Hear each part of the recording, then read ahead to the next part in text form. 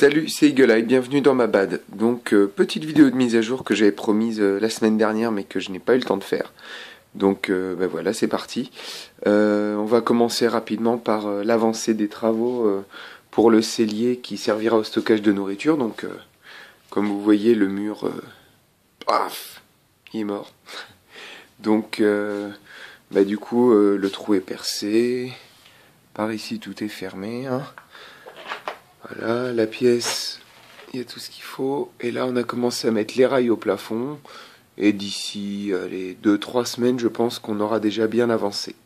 Donc je rappelle que cette pièce-là servira au stock de nourriture. Donc il faut toujours prévoir d'avoir un endroit bien particulier pour. Donc j'espère que ça sera rapidement fini, que je puisse moi enfin commencer à faire des stocks et des conserves. Allez, on passe à la suite. Ensuite, petit travail que j'ai fait pendant les vacances avec mon beau-père. On a fabriqué un établi, donc avec du matos de récup toujours. Donc là, j'ai récupéré des vieux meubles que j'ai mis les uns sur les autres pour me faire des petites étagères. Là, j'ai récupéré un vieux bureau que j'avais depuis très longtemps et qui maintenant me sert pour ranger des outils.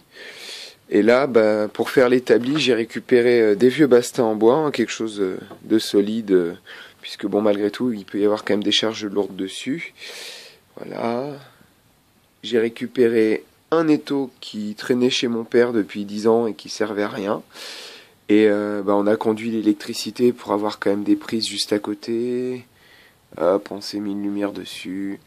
En tout cas, maintenant, j'ai un établi bien pratique pour bricoler et à partir de cet hiver, quand je pourrai moins travailler dehors, je vais pouvoir commencer à vous montrer un petit peu d'autres choses que des avancées dans la bad, mais aussi des fabrications maison. Pour bien travailler, il faut avoir les bons outils et surtout réussir à les retrouver. Donc maintenant, c'est chose faite. On passe à la suite. Alors, je voulais vous montrer aussi la nouvelle pompe donc, que j'ai pour remplacer l'ancienne qui malheureusement ne vit plus, que j'essaierai quand même de réparer parce que bon, c'est bête de jeter quelque chose, j'aime pas. Donc j'ai remis un accès au puits et j'ai fait un petit circuit qui me permet d'alimenter donc plusieurs endroits. Là par exemple c'est ouvert, ça va vers le lave-linge. Là c'est fermé, mais j'ai mis un tuyau d'arrosage vers l'avant. Ça permet de pouvoir alterner les deux sans avoir à chaque fois tout débranché, rebranché.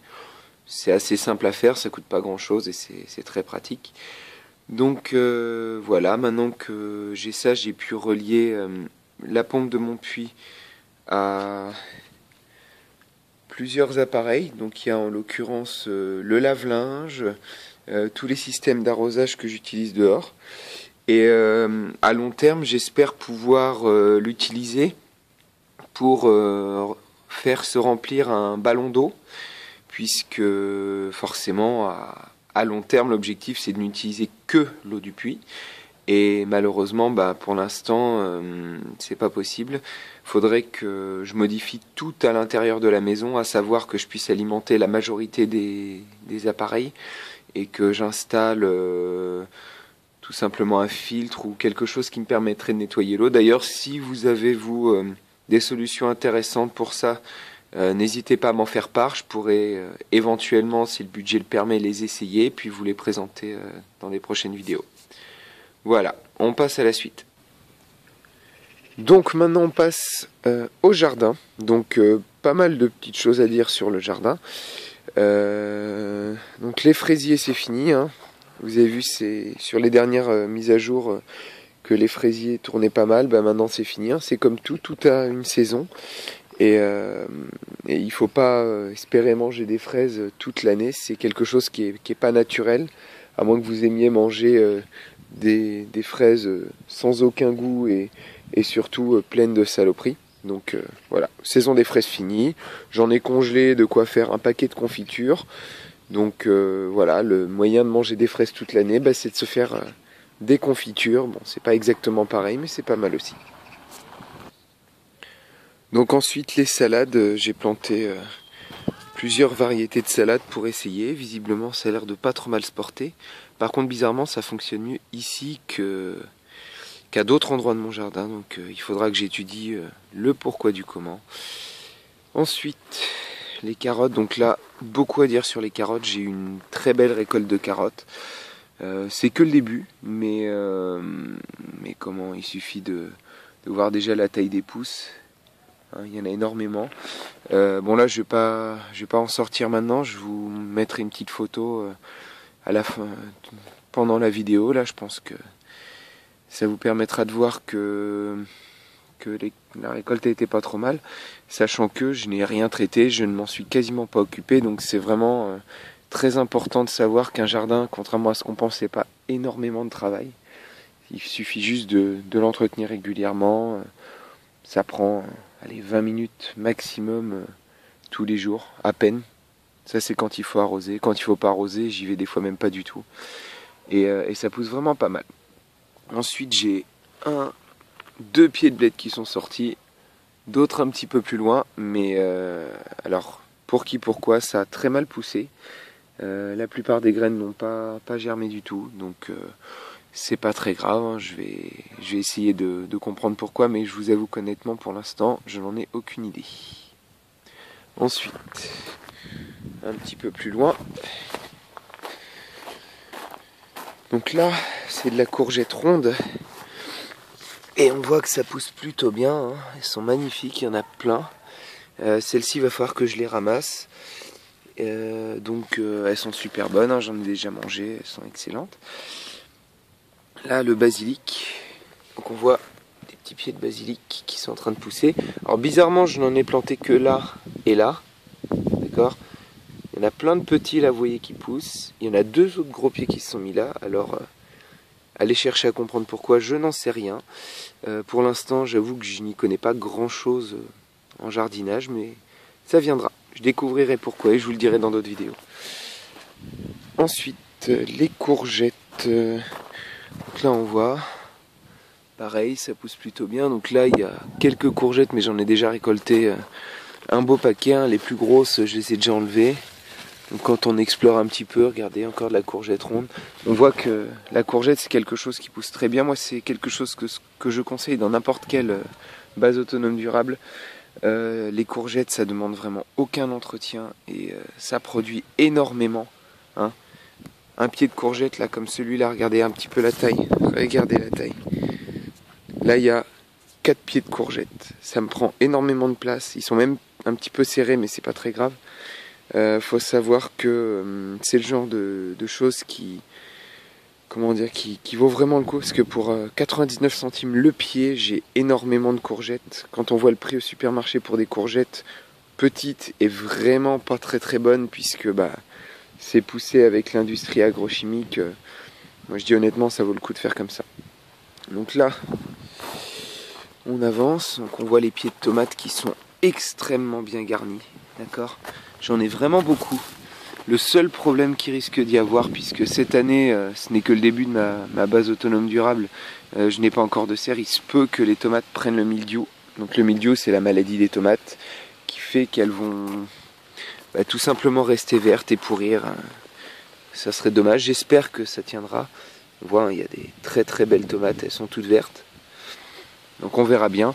De toute façon c'est juste un essai pour cette année, parce que l'année prochaine j'aurai ma serre, hein. Je vais la commencer dans la semaine. Donc je pense que je vous tiendrai au courant rapidement pour l'évolution, mais je pense que d'ici la fin de la semaine elle sera déjà bien avancée. Espérons. Malheureusement, c'est aussi pour ça que j'ai mis du temps à mettre de nouvelles vidéos. Malheureusement, ça me prend énormément de temps en ce moment pour beaucoup de choses et pour avancer, c'est énormément de travail. Donc, je ne désespère pas. La serre devrait être faite très rapidement. Ensuite, donc là, on voit, c'est un pied de citrouille. Désolé, j'ai dû couper la vidéo quelques secondes. Donc ça, c'est de la citrouille.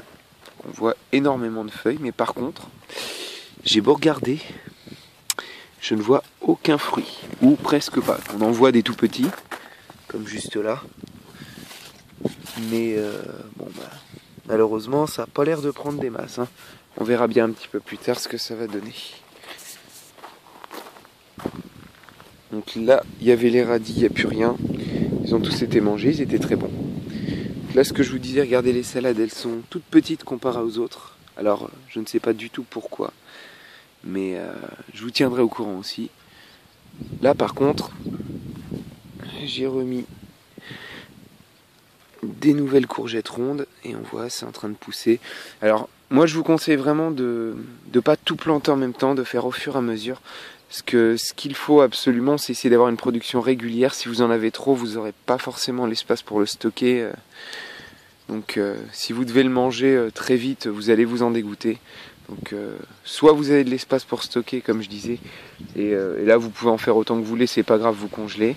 Soit vous plantez au fur et à mesure et vous voyez ce qui se passe. Donc voilà, comme vous voyez, le jardin est plutôt prolifique. On va pas s'attarder trop là-dessus. Je vous tiendrai au courant au fur et à mesure. Là, dans les prochaines semaines, je vais commencer à planter par là. Vous voyez, j'ai déjà mis des poteaux pour séparer. C'est encore qu'au début, mais avant, il va falloir que je remplace tout mon grillage pour mes poules, puisque malheureusement, elles se barrent. Voilà. C'est fini pour la partie jardin. On passe à la suite. Donc, mes petites poulettes. Alors là, on a eu un petit souci. On a une oie et une poule qui sont mortes. On ne sait pas pourquoi. Sûrement pas par des animaux. Donc, on a eu une petite crainte. J'ai nettoyé et désinfecté au maximum le poulailler. Depuis, il n'y a pas eu de souci. Il n'y en a pas eu d'autres de morts. Donc, j'espère que ça va aller. Là, à l'heure actuelle, au niveau des œufs, ça en produit un gros paquet. Hein. On tourne aux environs de 4-5 œufs tous les jours, donc c'est plutôt pas mal. Comme je disais tout à l'heure, il faut juste que je remplace la clôture, puisque là, à partir de la semaine qui vient, là ou la semaine d'après, je vais commencer à sérieusement attaquer mon jardin de l'autre côté et la fabrication de ma serre. Donc là, je vous tiendrai au courant au fur et à mesure des évolutions. Mais c'est comme tout, il faut un petit peu de temps, faut le temps que l'argent rentre un petit peu. C'est bête à dire, mais malheureusement, dans le monde actuel, le seul moyen c'est d'acheter, c'est avec de l'argent. Donc le troc n'étant pas encore suffisamment développé. Voilà. Pour la partie poule, c'est tout ce qu'il y avait. Du coup, j'ai racheté 2 poules. Il y en a une qui est morte, donc maintenant je ne suis plus à... j'en avais racheté 3, pardon. Donc je ne suis plus à 8 poules, pardon. Oh là là. Alors, donc là, comme vous voyez, j'ai commencé à installer des poteaux. Je vais bientôt partager mon champ en deux. Donc là, la serre va commencer à être montée d'ici la semaine prochaine. Donc pour l'instant, contrairement à ce que j'ai pu dire au début, ça ne sera pas une serre enterrée, mais une serre extérieure, puisque le budget n'est pas du tout le même. Et donc d'ici 1 ou 2 mises à jour, vous devriez voir la serre telle qu'elle a été fabriquée. Donc je vais bien sûr tout faire moi-même, en essayant de trouver des matériaux le moins cher possible, peut-être sur Le Bon Coin. Alors moi, c'est un site que je recommande vraiment à tout le monde. Le Bon Coin, c'est vraiment excellent. Il y a énormément de bonnes affaires à faire. Il faut juste être un peu patient et chercher.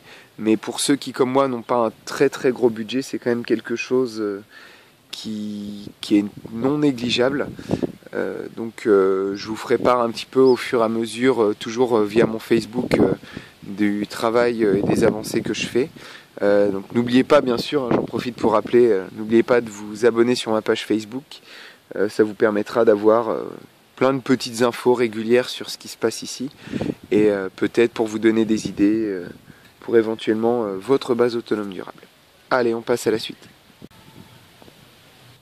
Alors, pour ce qui est des graines de courgettes, je vais vous montrer. Là, je suis en train de refaire mes graines pour l'année prochaine, donc j'ai déjà bien avancé.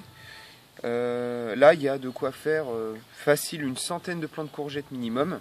Bien sûr, tous ne prendront pas, mais il y a de quoi en faire au moins un bon paquet. Et donc, pour le faire, c'est tout bête. Vous prenez une courgette. Alors, soit des courgettes que vous avez faites si vous êtes déjà dans l'optique d'avoir votre jardin, soit des courgettes du supermarché, peut-être, plutôt des bio. Parce que la plupart des courgettes au supermarché, ça sera des hybrides et donc stériles. Alors que si vous prenez tout simplement une courgette bio, vous aurez, voilà, ce que je disais tout à l'heure, une bonne centaine de graines, largement de quoi faire plusieurs années. Donc je vous montre. Une fois que vous avez bien enlevé la chair de la courgette, comme j'ai montré tout à l'heure, vous allez vous retrouver avec des petites grappes comme ça, pleines de petits filaments, tout ça. Ça, faut l'enlever, parce que ça va pourrir. Et le problème, c'est que si ça pourrit, vos graines, elles seront foutues. Donc, il faut bien nettoyer. Donc là, vous voyez, le bout, c'est attaché. Vous enlevez, voilà, le petit bout là, jaune. Il vous reste la graine. Vous la nettoyez un petit peu. Et juste derrière, voilà, c'est nickel. C'est propre, vous pouvez le mettre, et ainsi de suite. Voilà, on passe à la suite.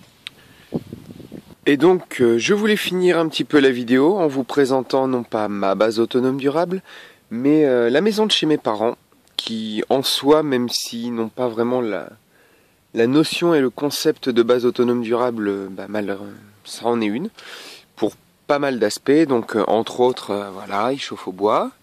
Donc, mon père a une grosse basse-cour, hein, il y a du monde ici. Et il a une grande cour, voilà, beaucoup d'arbres fruitiers. Donc je vais vous montrer un petit peu son jardin. Très beau jardin, donc voilà. Des jolis pieds de rhubarbe. Donc là, je crois... Ça, c'est des haricots, mais je crois qu'ils sont pas encore... Oui, voilà, c'est des haricots mange-tout. La saison est finie, mais...